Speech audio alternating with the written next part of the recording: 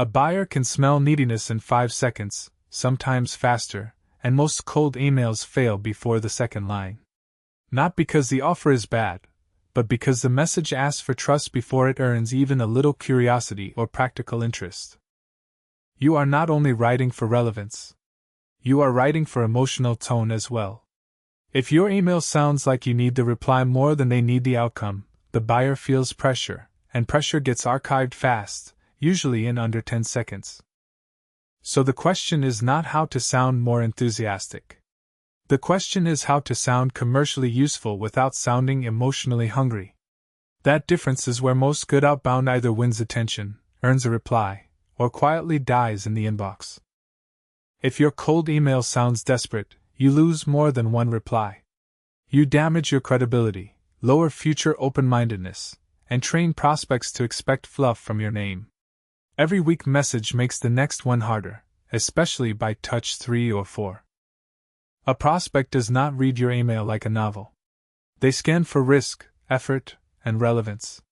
That means tiny choices matter more than long explanations about your company, your mission, or your passion, especially on a Monday morning mobile screen. Most needy emails begin with a hidden assumption: if I explain enough, the buyer will care. But buyers do not reward effort. They reward clarity. More words rarely create more interest. They usually create more friction, more scrolling, and more uncertainty. Here is the core problem. A cold email becomes desperate when the sender centers their desire to talk instead of the buyer's reason to respond. That sounds subtle, but it changes every line from opener to call to action, including the final ask. The weak version says, I wanted to reach out and introduce myself. The stronger version says, I noticed something in your market that usually creates a specific problem. One announces you. The other earns a reason to continue reading for another line.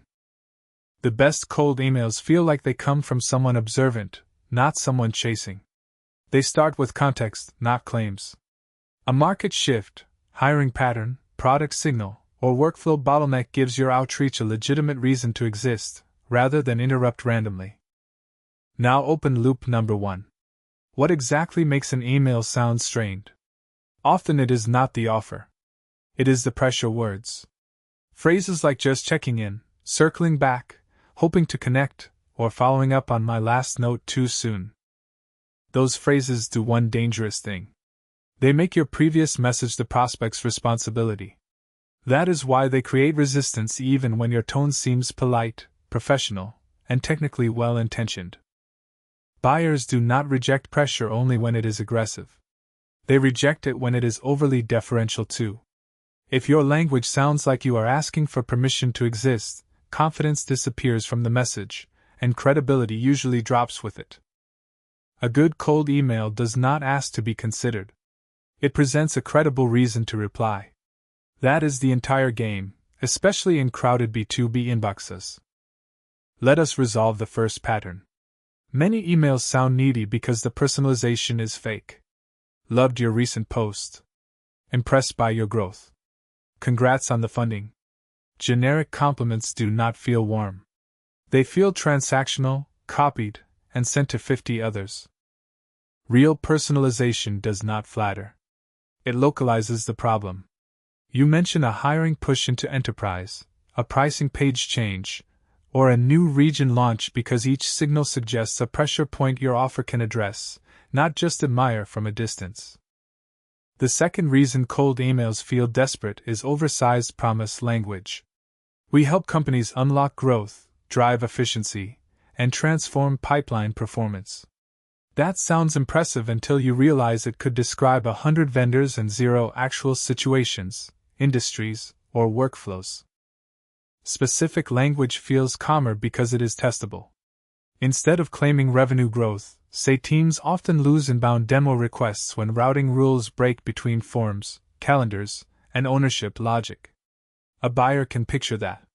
Vague transformation language gives them nothing solid to evaluate. The third reason is the ask itself. A desperate email often jumps straight to a 30-minute meeting. That is a high-commitment request from a low-trust relationship. You are asking for calendar time before earning conversational momentum or basic interest. A stronger ask is smaller. You can ask whether this is relevant, whether the issue is owned by their team, or whether a short note with examples would be useful. Low friction signals confidence because it does not force a premature decision or immediate meeting. Calm emails do something powerful. They create room. When the buyer does not feel cornered, they can evaluate the idea instead of defending their time. That shift is subtle, but it is where more replies begin, especially thoughtful replies with context. Every extra request raises the cognitive price of replying. One message, one problem, one next step. The moment you ask for interest, a meeting, a referral, and feedback, the email starts sounding like work instead of a useful note. Here is a cleaner structure you can use. Start with a relevant trigger. Name the likely business issue. Offer a concise point of view.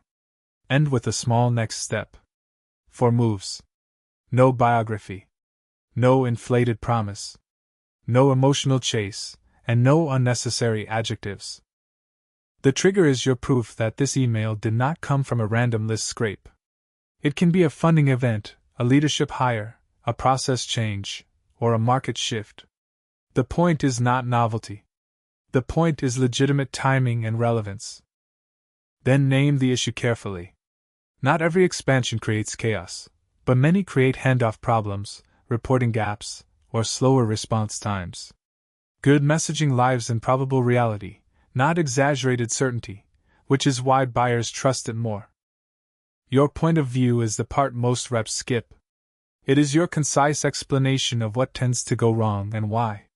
This is where expertise shows up, not through boasting, but through pattern recognition and practical commercial judgment. Then finish with a next step that is easy to accept and easy to ignore. Counterintuitively, that is what makes it stronger. Confidence does not cling. It gives the buyer an exit and still sounds credible, which lowers resistance immediately. The replies you want usually begin with some version of this: interesting, maybe, send more, or not my area but copy this person. Notice how none of those require a hard sell. They only require enough clarity to continue the conversation one step. Now for the second open loop. Can you still be direct without sounding pushy? Yes, but directness works only when it is attached to evidence. Direct without evidence feels abrupt. Direct with evidence feels efficient, grounded, and easier to trust. For example, saying you probably have a lead quality problem is risky. Saying companies adding paid channels often see leads scoring drift across teams is far better. It frames a pattern instead of pretending you already know their internals or current metrics. Here is the twist. Emails sound desperate not because they are too direct, but because they are too emotionally loaded. They apologize, over-explain, overpraise, and over-ask. Strip that away, and directness suddenly sounds professional, measured, and commercially mature. Confident cold email language is plain. It does not perform certainty. It demonstrates judgment. You sound like someone who has seen the pattern before, knows where the risk usually shows up, and is comfortable being ignored if the timing is wrong or priorities differ. If you want an immediate upgrade, cut 3 habits.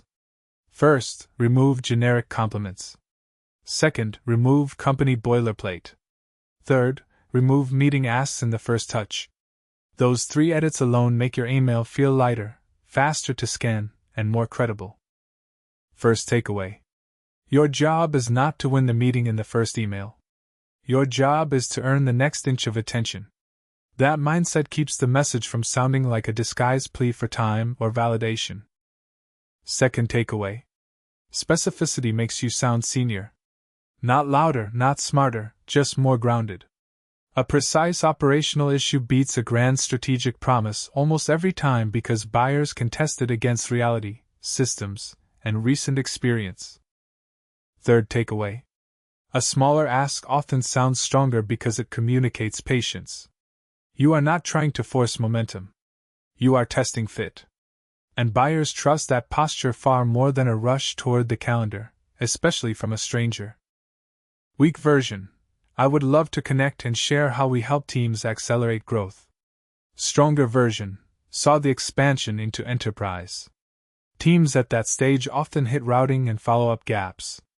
Worth sending a short example of what that usually looks like in practice. That rewrite works because it has timing, pattern recognition, and a low-pressure ask. It never asks the buyer to care about your company first.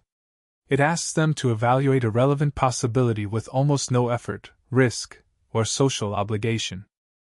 A great cold email should feel like a useful note from a sharp operator, not a performance from a hopeful stranger. When you write toward that standard, your messages stop sounding needy and start sounding worth answering, even when the answer is not now. Use this on your next outbound sequence: trigger, problem, point of view, small ask. Keep it calm, keep it specific, and let the buyer breathe. If you want stronger discovery calls too, stay with Sales Script Studio, where sharper